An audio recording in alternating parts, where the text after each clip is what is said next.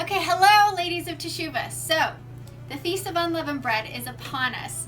And during the Feast of Unleavened Bread, the command is to eat unleavened bread. In fact, for the Seder, you have to eat unleavened bread. Now, for all my gluten intolerant friends who a little bit of gluten will send them through the roof to the hospital, bad things happen, we want to make sure that you don't feel left out. So last week, I figured out a really cool gluten-free matzah recipe. Now I love this because it's not a cracker. You could turn it into a cracker if you want to, but it's foldable, it's soft, and I think you're gonna love it. So as long as you can eat the following. All right, I'm gonna give you the ingredients for this recipe, and then I'm gonna make it real quick and show you how to do this and show it to you. It's really amazing. So the ingredients are as follows. Half a cup of white rice flour.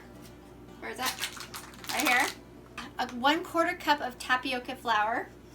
1/4 cup potato starch, 1 teaspoon salt, 1 egg, 1/4 cup kefir, and 1 tablespoon honey. And then I use the namaste in order to kind of roll it out and stuff, okay? So you're gonna need a wooden spoon, a bowl, your wooden or your pin, and perhaps something to get it out of the oven. And also I in the oven have I have stone in the oven, which I'm going to show you as we go through and cook this. This is going to be really a short video, I hope, but I just want you to know that everything that I have here is organic and non-GMO, which is a big deal. If you're gluten-free, get non-GMO organic ingredients here, and that will help a lot. Okay, so here we go. 1/2 cup of white rice flour.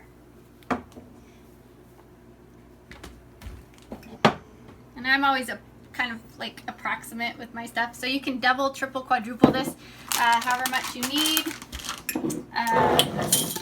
Okay, I'm gonna do a 1/4 cup of tapioca flour and a 1/4 cup of, where's my stuff, of potato starch. So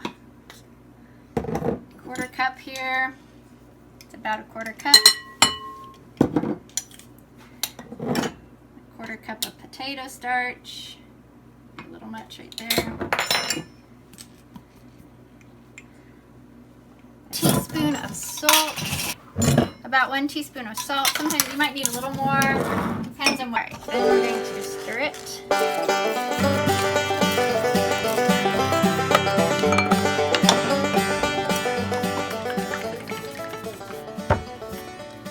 All right, then 1/4 cup of kefir.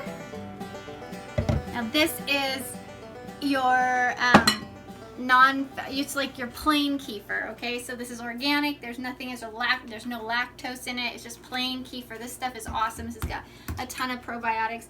I also have an organic local egg. So just be careful what kind of eggs you get. But this is an awesome egg. I also forgot on the list 2 tablespoons of melted butter. So I'm going to go do that right now. Okay, in the ingredient list, I forgot to tell you 2 tablespoons of melted butter. So I have 2 tablespoons there of melted butter. I'm going to begin to mix it.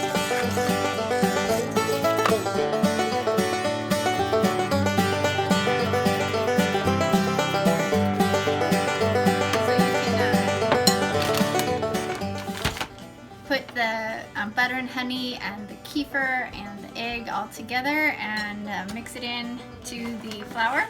But here's where it's too sticky to roll out as dough. So you're going to take some namaste and you're just going to kind of mix it in so that until it feels like dough.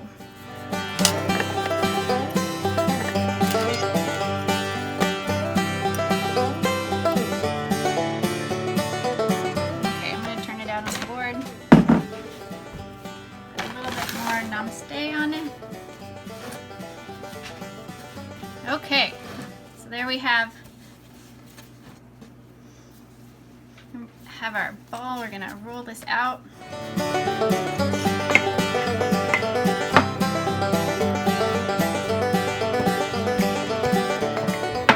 And look at that, you can actually roll it.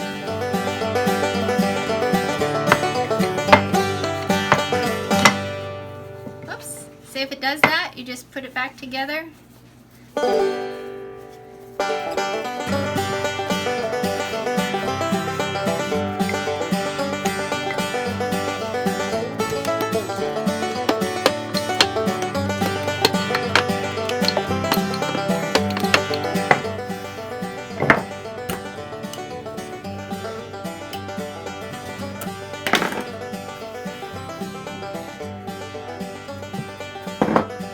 Matzah, we're going to do pierced for our transgressions, and stripes. That's what we're going to do right there. Now we take it and we're going to throw it into the oven. So if you notice I have a hot stone. That is really hot. It's about 450 degrees. And it will only take a minute or two to warm. The more you work it, the better it gets.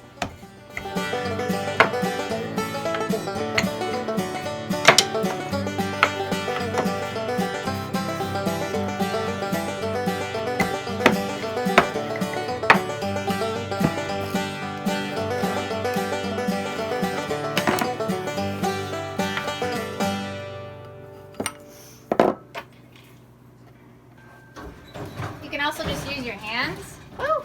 That stripe made it come apart. You can throw it in there like that.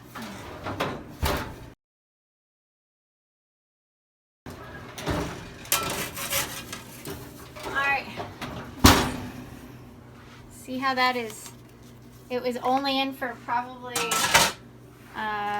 2 minutes or less. And see how that's, you could actually fold it. Ooh, it's hot.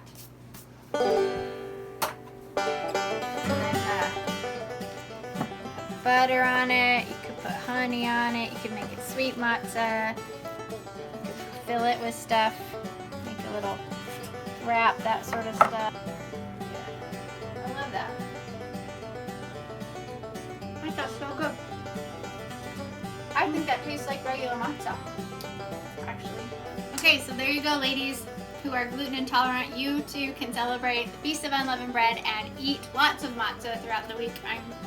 These would probably make really great crackers, but they actually are molded, bendable, and soft. And the less you leave them in the oven, the softer they will be. The longer you leave them in the oven, the harder they're going to be. You can make them big for wraps, small for crackers, this sort of thing. And it's the piercing and that are causing this one to kind of fall apart a little bit. But if you didn't do that, it would be nice and bendable. So anyway, have a great feast and eat lots of Yahshua. This is about eating of Yahshua.